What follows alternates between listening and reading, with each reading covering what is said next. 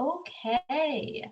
Hello, everyone. Thank you so much for joining us today in learning about if you're nervous to study in the US because of all what's going on with COVID-19. Thank you all so much. I know you took time away from your schedule to be with us today to take notes, to listen to this session. And for the next hour, we will have the opportunity to learn and talk, answer your questions. And also, we do have a couple of poll questions that, we would like for you to answer as well. So without further ado, I am going to go ahead and start the presentation. When we initially thought about a topic for students to join, we thought, talking about a little bit about COVID-19 and students being nervous would be a good topic to start. As you all know, COVID-19 did hit in 2020, sometime in spring semester. For us, it was March 2nd week. Our universities were closed and we stopped all the travel. And so from that time onwards, one of the questions that I've received from students is, should I come now or should I wait until everything calms down or until everything goes back to normal? But again, we are in 2021 right now, and we have seen some students defer their enrollment. We've seen some students still making that decision or struggling to make that decision. And another reason is, the US embassies were closed, appointments were difficult, so many things were going on. So this session, we will talk about what we have changed over the year. I mean, it's close to a year now of what things have we changed as an institution and what are we doing to help our students. So let's go to the next slide. Okay. Let me briefly talk about my story. I started my US journey studying in the United States, just like all of you today. I started as an F1 international student. I was 17, came to the US as an undergraduate student long time ago.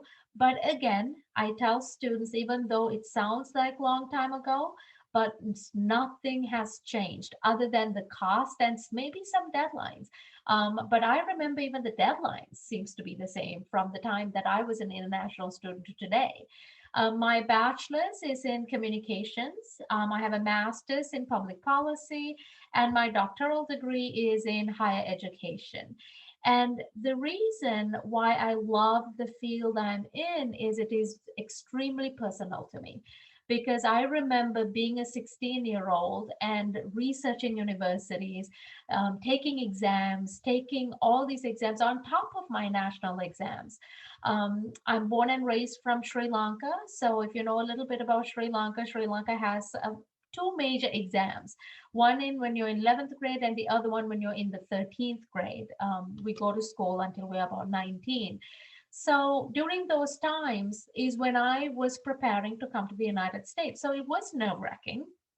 On top of the pressure on successfully completing your national exams, I had to also think about SATs and TOEFL, letters, completing applications, mailing the application. By the time when I applied, not all universities had online application portals, so we have to physically mail in all the documentation. And I've served about over 3,000 international students from admissions to enrollment to, and now being good friends with some of our international students. So one of the things that I love to share with students is every international student's journey to study in the United States is very different. All of you are unique. You have unique needs, wants, and expectations. So making your college university experience journey is very unique to you. US is the destination where you can be whoever you want to be. I just shared my story. When I first came to the United States, I came to study plant pathology. I quickly realized my interest shifted, and I had amazing advisors to guide me throughout the process to be who I am today. I had all the experiences, internships, on campus employment. I took advantage of all the services as an international student. So in other words, your experience is very unique. Your expectations, your needs are unique.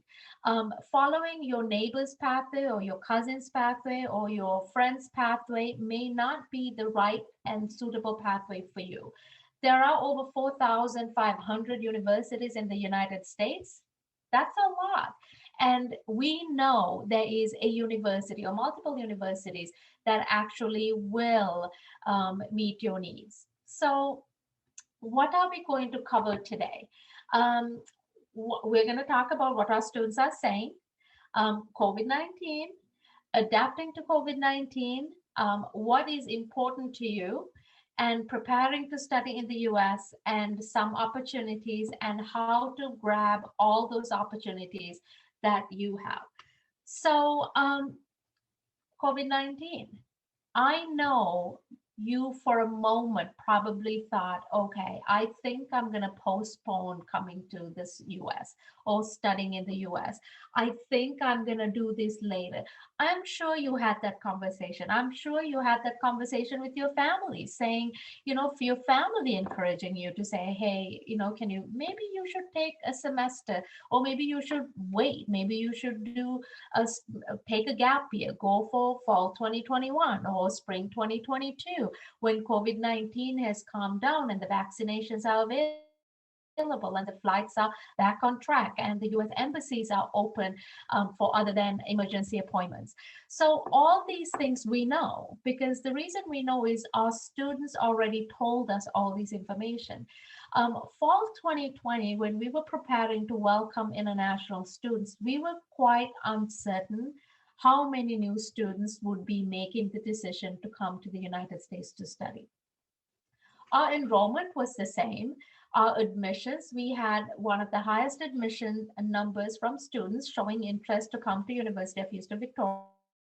Okay, I totally apologize. This has never happened to me, and I'm pretty sure Worldwide Tours can say this. This is like my 9th session.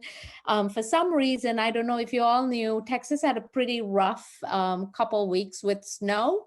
And with that, I think that's the only explanation I can come up with is something is going on with our Wi-Fi and everything. So let me go back to COVID-19 and to a little bit talk about, what kind of services we are providing before COVID and after COVID. So with that, today's session is about international services for international students. Now, we truly understand that we had students who were already in the United States. Then we had students coming to the United States for brand new, for the first time, coming in as freshman students, coming in as a graduate student. And this happened during COVID-19. So what we did is universities, they started to really provide many opportunities for students, all students, and a lot of opportunities for international students. So some of the services that we have is, you can see it in the screen.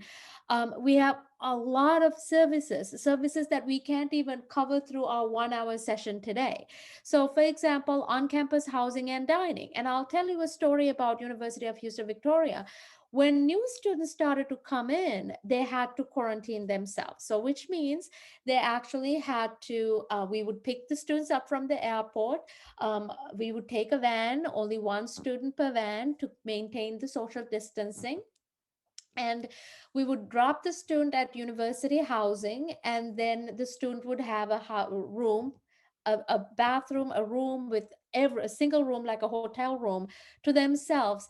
And students would get a meal. They would get 3 meals. One of the students took a picture of the meal and sent it to me saying, hey, Ludmi, is this for the whole day or is this for one meal?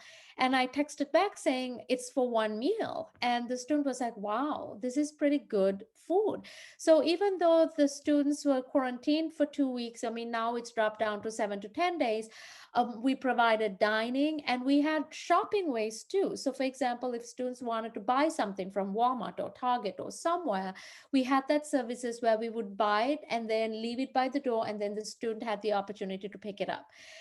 We do have the health services, counseling services for students. We do realize that during the pandemic, when students are on their own, not much social gathering or events are happening, the students were really down. I mean, depressed and sad because they're missing families, they're missing their friends. So we provided counseling services. Our counseling services went from face to face to hybrid to online, like virtual.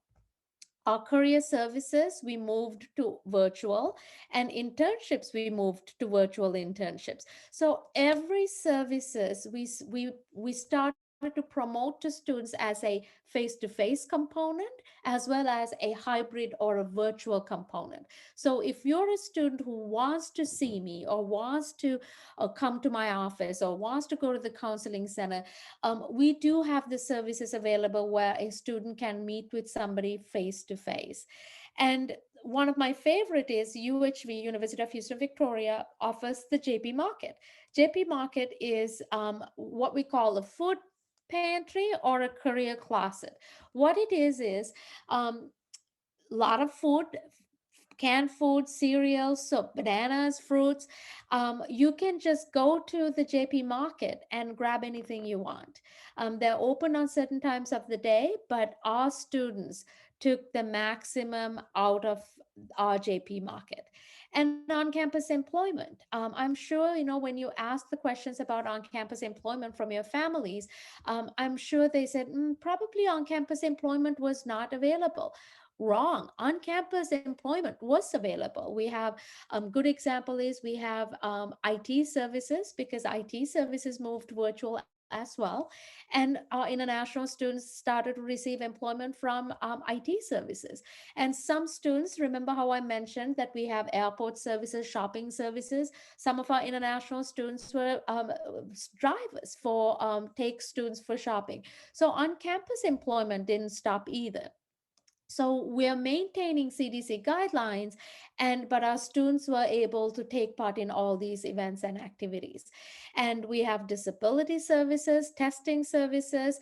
Student shuttle is still functioning. We provide shuttle services not just from building to building, but the shuttle services actually takes you shopping, takes you to the movie theaters, takes you to the shopping complexes or malls that you can buy certain things, or maybe just walk around the mall. One of the most common things students do is they just like window shopping, right? So they would go to the mall, spend some time walking around in the mall. So all these things, we maintain CDC guidelines and we provide these services for students.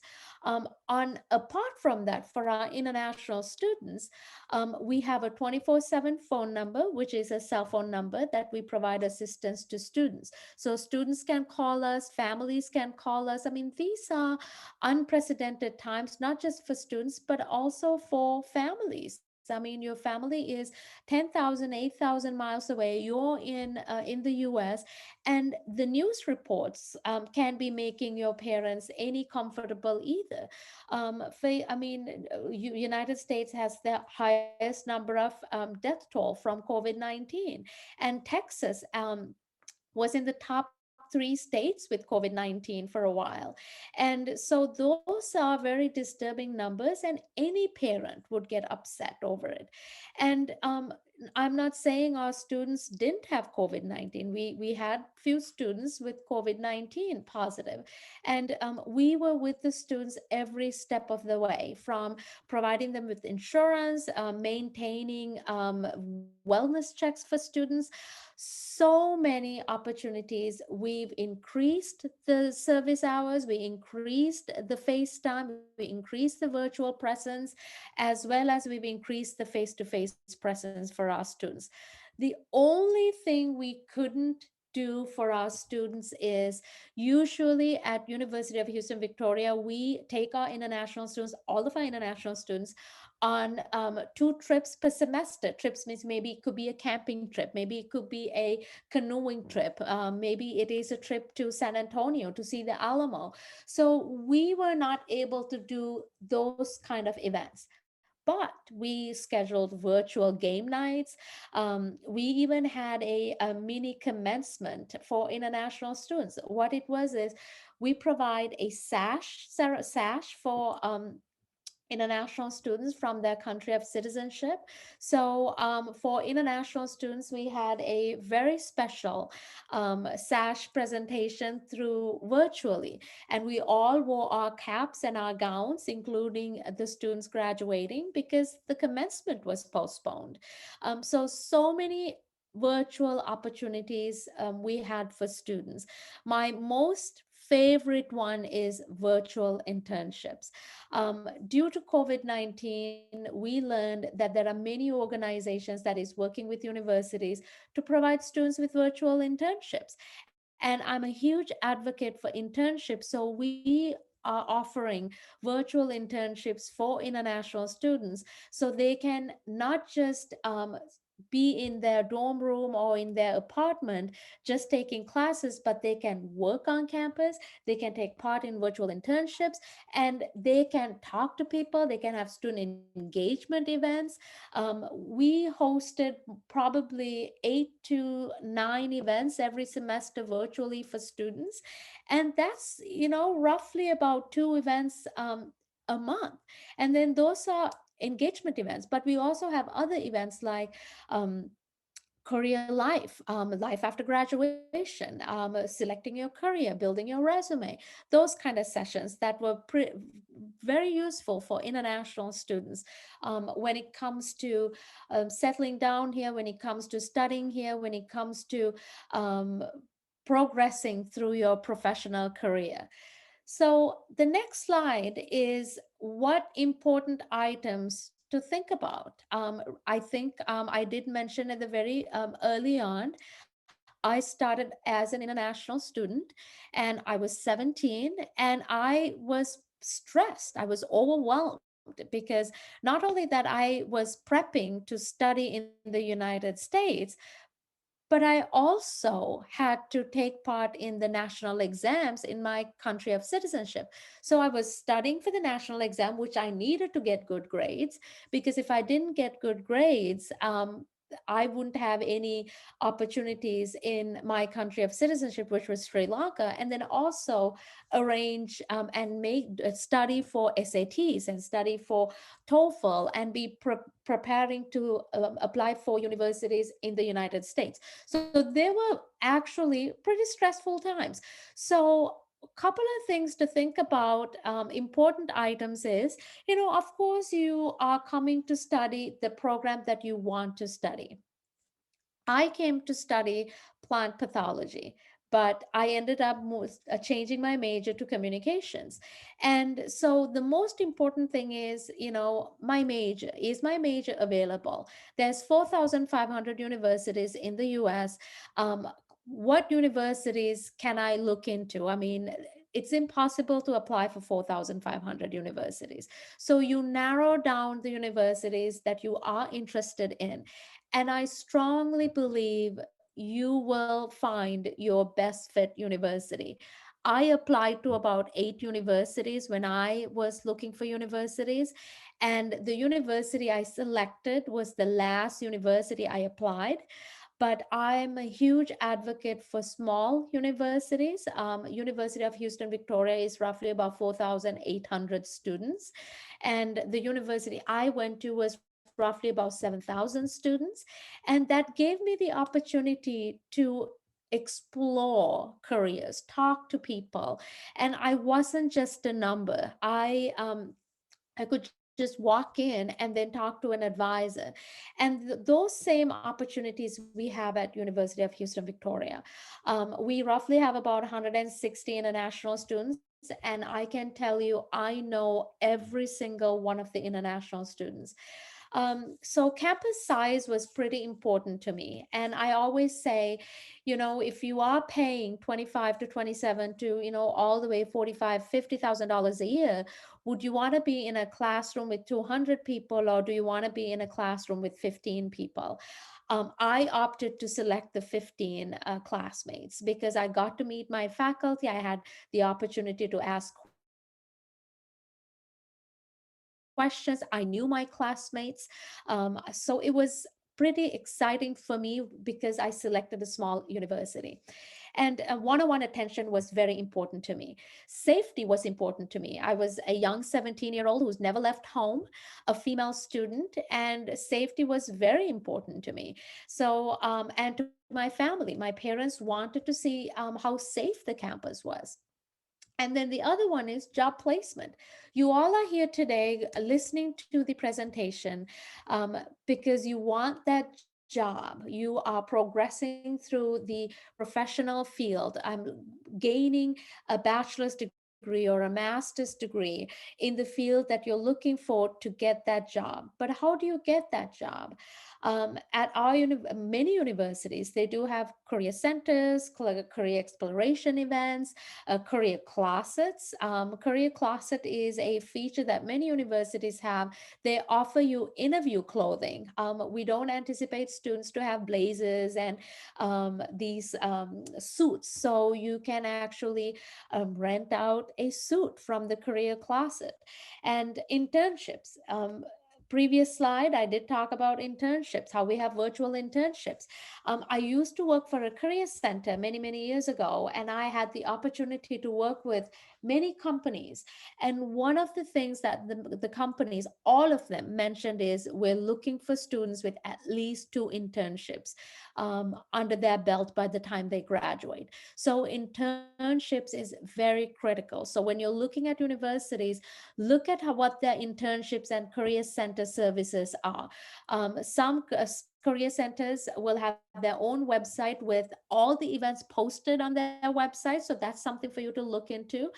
International student website will possibly have international student related career opportunities. And then the final one is return on your investment. You know how much money your families can afford and how much money are you spending for the whole 4 years and your job placement. So return on your investment is something to look into. So when you look at 4,500 universities in the US, you can find institutions to meet any of your price points. And then most of these universities do offer scholarships for students. So let me go to the next slide. Okay, so the next slide is funding and scholarships. This is by far the #1 topic that is asked from many potential international students, funding and scholarships. And every university offers some form of funding and scholarships.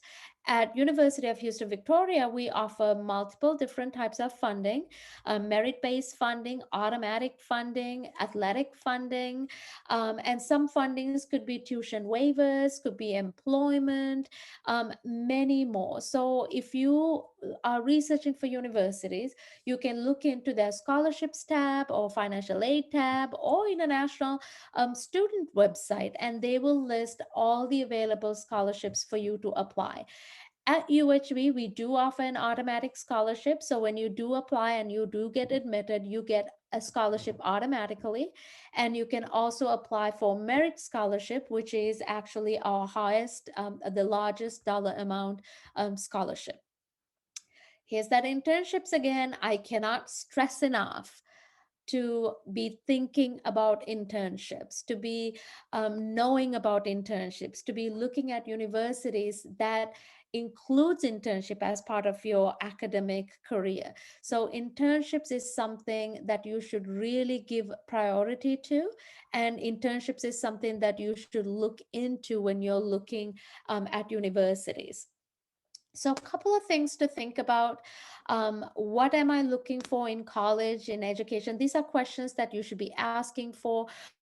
Do I know how it is to take from start to finish? 4.5 years is going to go pretty fast. And if you're somebody who's going to go pursue your education more further than a bachelor's, you can do that. Do you want to double major? Do you want to do biology and computer science, or do you want to do computer science and business? So all these opportunities are available for you. And the services, we talked about the support services that we have for international students. And these services you're paying for. For example, I'm sure most of you did your research, and when you do look at the cost, you will see tuition and fees. So the services, you will see student fees, and most of these services are included under your student fees. So you can take a look at it. How much am I paying for services? What are the services included? And the services that I talked about, like Career Center, Career Closet, many universities offers a lot of services. The problem that we see with a lot of students is we explain to students all the services and the opportunities we do have for students. And every semester we send reminders. Hey, did you know this services is there for you?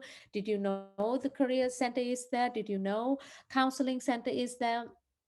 But sometimes students tend to not to utilize these services, and I always tell students, you are paying for these services, so utilize these services. And have I done enough research about my program? Do I know the university? Is this the university? How many universities should I apply for? Will the field I'm studying, will I be happy in this field, or am I doing this field because my parents wants me to do this field? So these are things that you do want to look into. And one of the other things that I see students do is not having that conversation on funding. So, for example, if your family can only sponsor you or fund you for $23,000 a year, we see students applying for 60, 70, $80,000 universities with the hopes of scholarships, but may not get enough funding to be able to drop down that cost for $23,000. So be realistic on your cost, be realistic on scholarships, and just make sure that you do consult your families, your sponsors, and then have these serious conversations with your families. um, so the next slide is preparing to study in the US. Many of you know there's a couple of steps, and every university steps are quite different, but usually it comes in the same realm. So for example, application process includes application fees, how many institutions am I going to apply, 5, 10, 15. I applied for more than 5. I know most students right now, they apply actually to the exact amount of schools that they want to. They know exactly which university they want to apply, and that is absolutely okay. And usually, the average is students applies at least to about 6 universities, 6 institutions in the US. What are the application requirements? GPA. So GPA means, grade point average. But if you don't know your GPA, that's totally fine. Institutions will know to convert your GPA to the US GPA, and so that's something that you shouldn't worry about. You can simply submit the transcript, and then they will let you know. Test scores. Some universities do require SAT, ACT, GRE, GMAT, and some other documents are personal statement, recommendation letters. Some have interviews.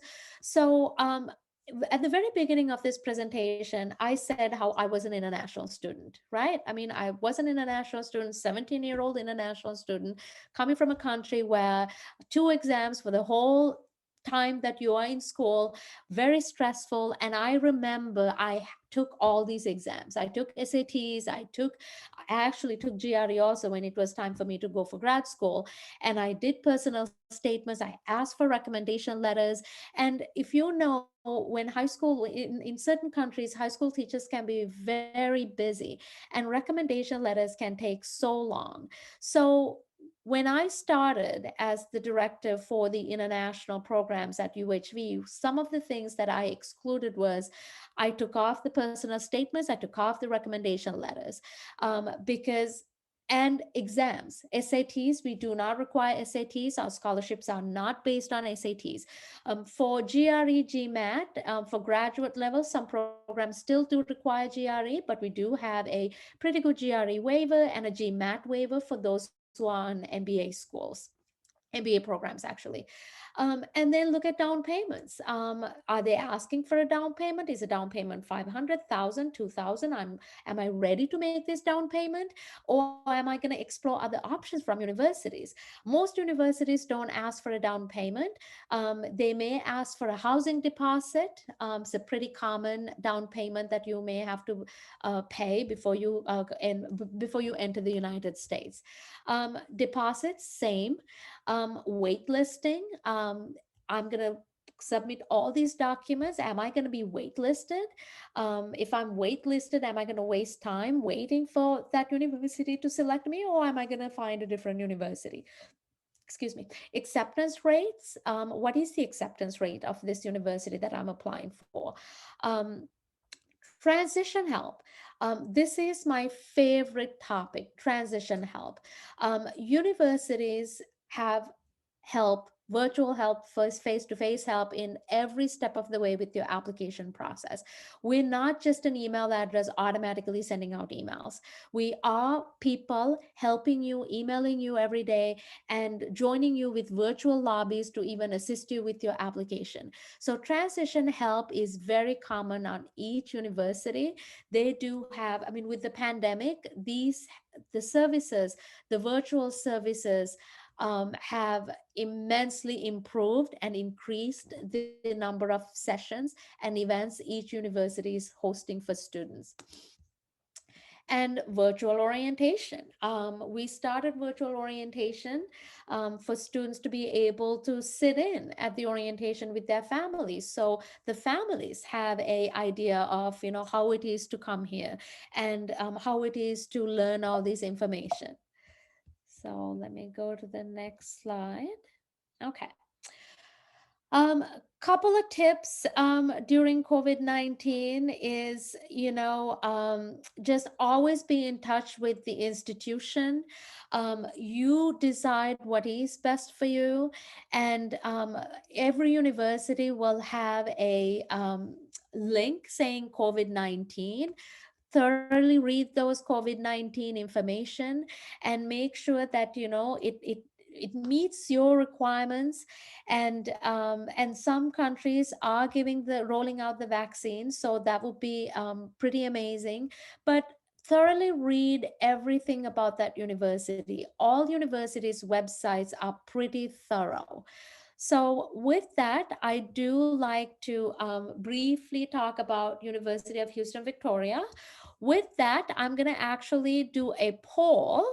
So I'm going to send the poll right now, and so you can answer that. So the first one is, what state is UHV located? So yay, Texas. So that's a pretty good segue to kind of for me to explain to you where in Texas University of Houston, Victoria is. So if you look at this map, you will see that we are 2 hours away from most metropolitan cities in Texas. So we're 2 hours away from Houston, 2 hours away from San Antonio, 2 hours away from Corpus Christi, 2 hours away from Austin. And like I mentioned, we're a small university with personal attention and with one-on-one attention to all of our students. And if you look at the section saying college can be affordable, UHV is the 6th most affordable university in Texas. And on top of being affordable, we also offer scholarships. So this is another map. And if you were paying attention to news these couple of weeks, we froze 2 weeks ago. All of our plants were dead. We lost power. We lost water.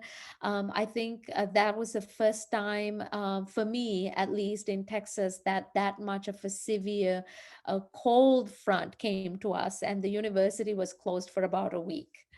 So I do have a small video. So let me go for poll number 3. Okay, so I'm gonna have another poll question.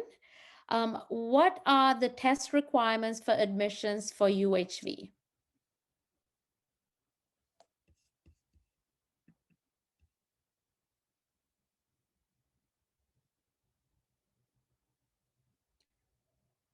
Okay, one student answered. Okay, no, 3. Okay, so you know the answer for that is none. Surprise, right? None. So the test requirements is we don't require SATs, we don't require GRE. You can ask to request to waive TOEFL. So there you go. Oh, never mind. I think we will move to the next slide because it's the internet. Yep. So if you look at the slide, you can see that the undergraduate programs that we have, and then the graduate programs that we have. If you have questions, you can definitely type in your questions in Q&A. And one of our programs that we see a lot of international students join us is computer science, digital gaming, simulation, computer information program, and health studies, kinesiology, and of course, we do have all the business programs, which is accredited through AACSB. Now, we offer scholarships. We did talk about scholarships. We offer scholarships from $3,000 to $10,000. And you can apply for scholarships. Some scholarships are automatically awarded. Couple of things about UHV. We're extremely fast with our admissions. As you already saw, we don't have a test requirement. We are affordable, talked about small class sizes, safe campus, scholarships, job opportunities on campus. I'm always hiring for international programs. As a matter of fact, I'm posting a few positions for international students to be hired.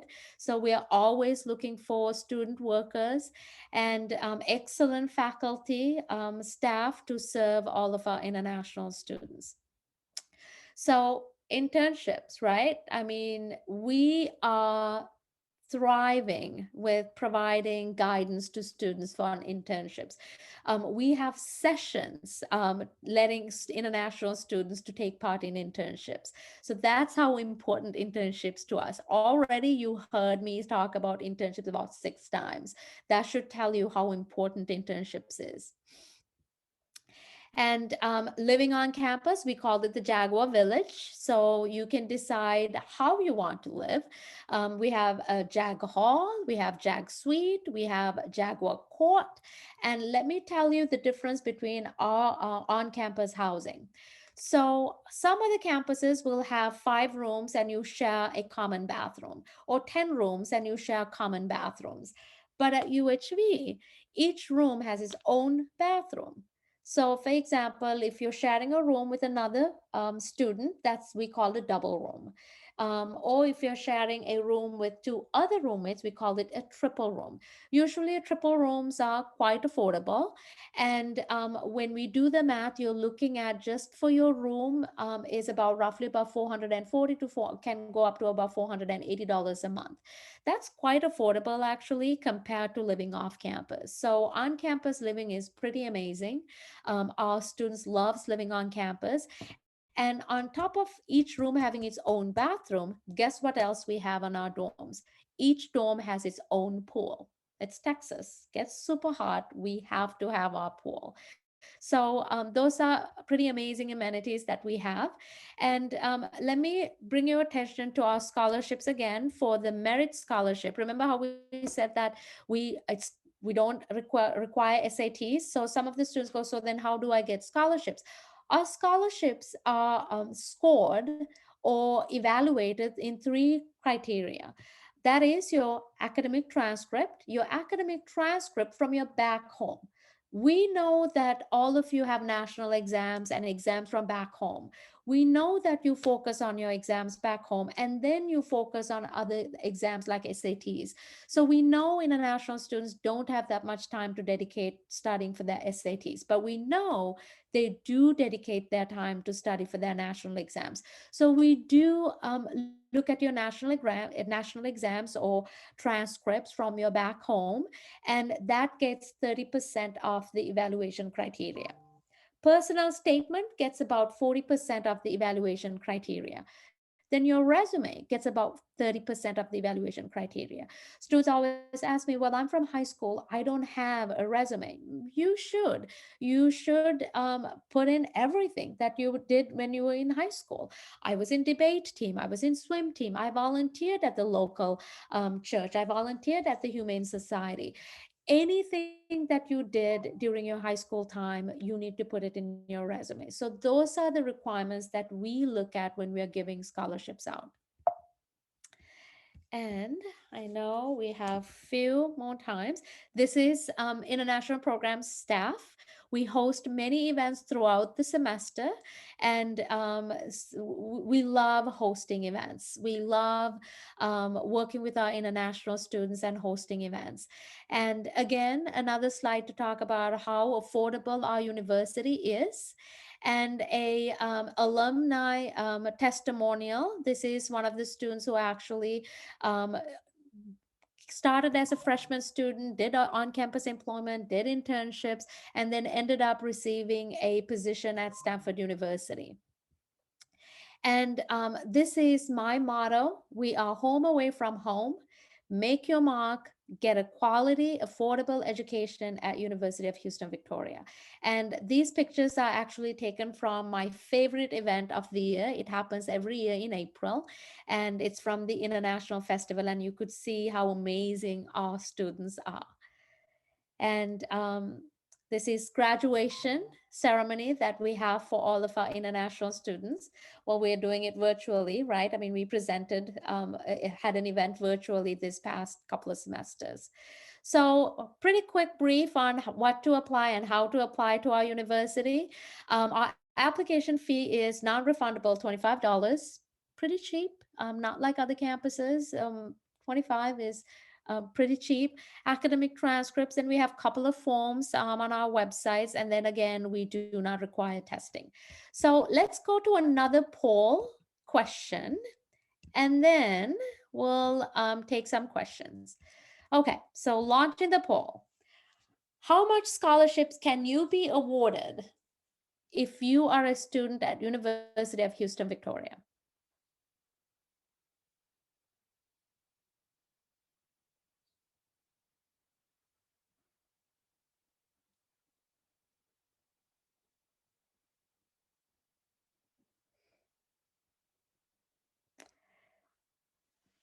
Okay, I'm going to quickly end the poll. Oh, students are still answering.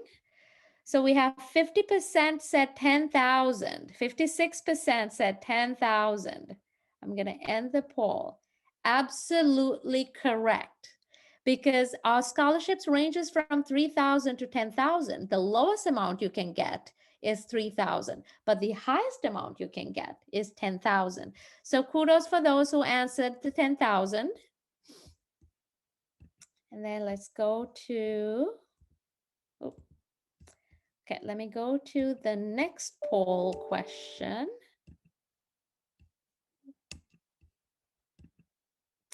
Okay. What is UHV's application fee?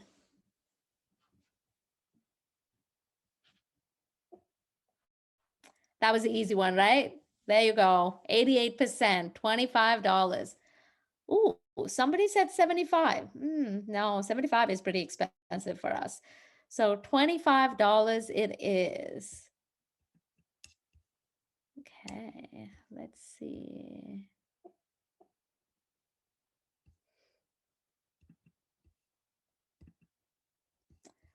Okay, so I'm going to launch this question. 3 items you should consider important when applying to US campuses. So pick some of the items that you think is important when selecting a US university. Scholarships, okay.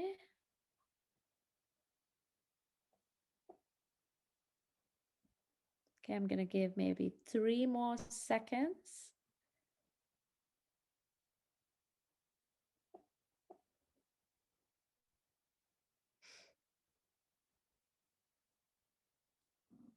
Okay. That is exactly what we know already. 89% said scholarships. So scholarships and funding.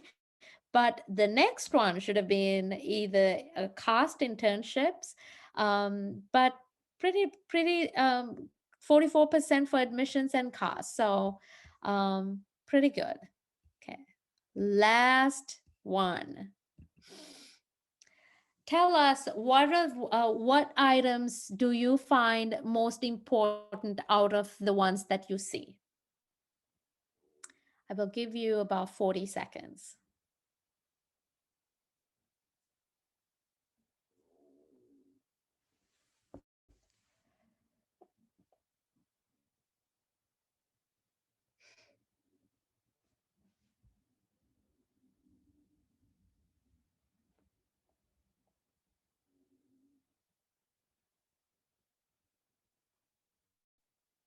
Okay. We had 66% vote and 75% was for housing.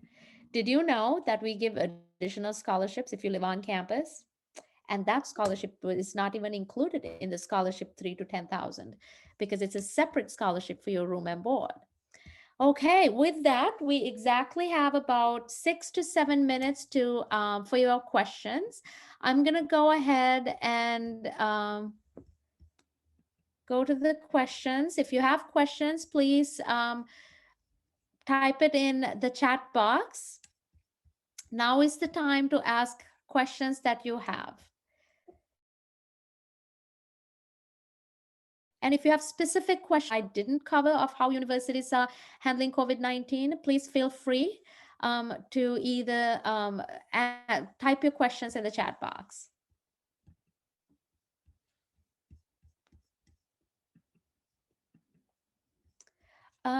Marco, I'm seeing there's 3 Q&A, but I can't go to the Q&A. Oh, you can't click the Q&A box? No, I'm not seeing anything in the Q&A. Okay, I can ask the questions and then Sure. if you can answer. So the first question, if I have not studied a certain subject, example, chemistry, can I still major in those subjects I have not studied in high school? Absolutely. What you did in high school is high school. Okay. When you come to the United States, we start from the beginning. Now, some universities will have math and English placement testing to see where your math skill is. But if your math skill is not there, you start maybe from 1 or 2 classes before that class that you need to complete. So absolutely, you can study anything you want. That is one of the reasons why I picked US as a destination to pursue my education. I did biology, chemistry, physics in A levels. We had A levels. Hated those 3 subjects, but didn't have any other subjects to pick. And I totally came to US and did speech communications. So absolutely, absolutely, absolutely. And such an amazing question. Perfect. The next question, can I apply for more than one scholarship? Absolutely. At UHV, yes, and other universities, yes. You can, that is what we tell students to. We always tell students, don't limit yourself by yourself. When we first started to do merit scholarship, they saw the word merit and students eliminated themselves.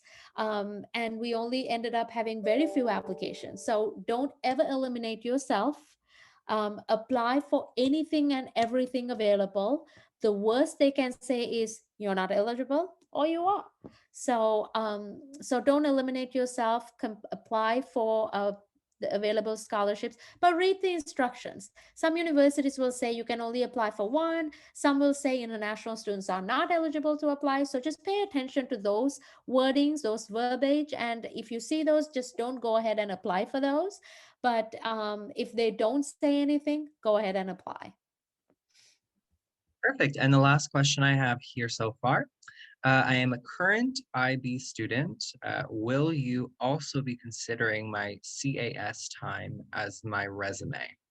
Absolutely. I love IB students. I'm actually working with an IB student right now. Absolutely. So resume in scholarships, when you're applying for scholarships at UHV, we ask you to submit a 2-page resume, 2-page, 1 to 2 pages. Some students don't have the 2 pages. They will complete everything for one, but absolutely anything and everything. And keep in mind, folks, we know when you are coming as a freshman student or you're coming as right from high school, we know that you are a 17, 18, 19-year-old student. So we know what to expect in your resumes. Now, if you're a graduate student, we also know you're a graduate student. So if you're a graduate student who's having a very difficult time completing 1 page, that could be troublesome. But if you're an undergraduate student and coming from high school and you have 1.5 to 2 pages and you've included extracurricular activities, I mean, awards you have received, everything, community service, whether you got paid or whether you didn't get paid, whether you volunteered or even a service project, or you presented, you were a speaker, anything and everything you put in your resume, because that tells us as the scholarship committee who you are as a student. Awesome. And I'm seeing 2 more questions that came in. The first one, is the school going to offer help in acquiring a visa in forms of recommendation letters? And also, do I need to study visa? Oh, do I need to study visa first before applying to any university in the US? Or can I live without a visa? Or can I apply without a visa? So it all depends. If you are coming into the US as a student, you have to apply for an F1 visa. Okay. So the university does help you with the visa. What it does is, your responsibility is to complete the process, complete the application, submit all the documents. Once you're admitted, the university will give you a very pretty acceptance letter and an immigration document. Then you take the immigration document to the US Embassy and follow the guidelines that is set from your country, and then you face the interview. You absolutely have to have a F1 visa in order to study. I mean, there's other visa types. There is J1 student, but for this conversation, coming in as a international student, it's an F1 visa, and we guide you with every step of the way. And visa is not guaranteed. As many of you know, I'm not the one who's going to give you the visa. It is a US consular section at the US Embassy in your country. So not every student gets the visa. And also during a pandemic, visa appointments are pretty rare to find too. So, but we do help students and guide students on that entire process. Perfect. And we'll end off on this last question. Okay. So I live in Guyana. Recently, our school merged with another one due to the amount of students students. During this, our side of the school lost our transcripts. Is it possible to apply to a university without these? Um, Usually no, but however, if the principal or the principal that you have or the high authority who's issuing transcripts, if they can send a transcript or a document with your grades and your GPA, that can be considered. And also that same person will need to write say the same reason what you just stated, saying the transcripts were lost. But without transcripts, not just admissions, even for you to get the US visa is going to be quite difficult. So you need to work with the institution that merged, and they have the right to actually give you a transcript. So you need to get something in writing and official capacity with your classes, with your grades and all that. So work with the school officials that you report to. Awesome. Those are all the questions. We can just finish up the presentation if you So want. thank you all so much. I'm very sorry about the internet glitch we had. Like I said, Texas did go through severe weather a couple of weeks ago, and I think some things are settling in. But thank you so much for giving me the time to talk to all of you and then to answer some of your questions. You can always approach me. You can always email me. Our email is pretty easy, international@uhv.edu. With that, I I hope you and your family are safe, and I hope to see some of you at our university in the future. With that, thank you so much, and thank you so much for college tours. We're happy to have you, and you can check out Ludmi's booth over in the exhibit hall and ask any other questions you have. Thank you, everyone.